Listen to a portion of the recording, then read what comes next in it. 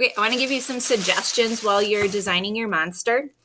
Um, One thing is if you have anything that wants to go out and away from the main body, I call like appendages, like arms and legs.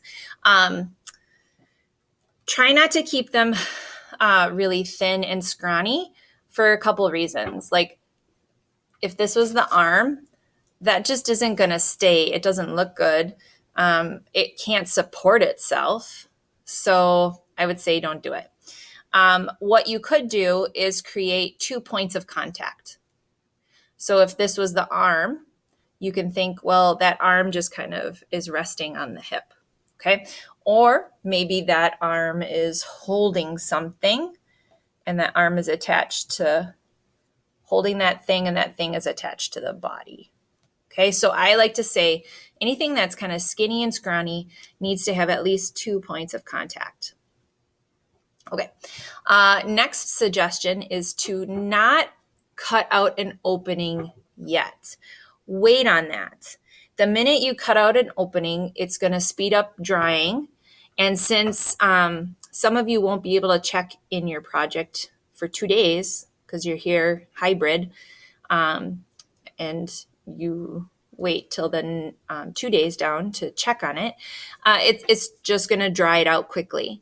So I cut the opening kind of at the very end when I'm almost done. So don't cut an opening.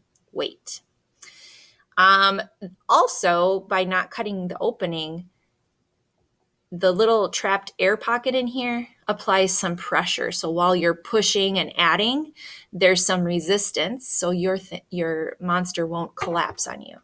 Okay, another good reason not to cut an opening. Okay. If you do want to add any feet, make sure the feet are stable enough so that it stays upright. So you could have 3 points of contact. You could have 2 feet and maybe a tail to help balance, or just a little bit wider foot so that it does stay upright and balanced, holding the creature up off the table. That's your challenge.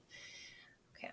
Now, if anything seems to kind of get squished or kind of starting to collapse, it could just be you need some time for your clay to set up and dry. If you work too fast or do too much at one time, the clay ends up being too soft. We actually do want it to firm up a little bit as we go through the project so that it can hold its form and its weight. If you keep it super wet all the time, you're going to find it difficult to make it look good. So kind of let the clay tell you if it's collapsing, it needs to dry out a little bit. If it's cracking or breaking when you try to do it, it's probably too dry. So you'll need to wet it. So there are some tips to get going. Have fun.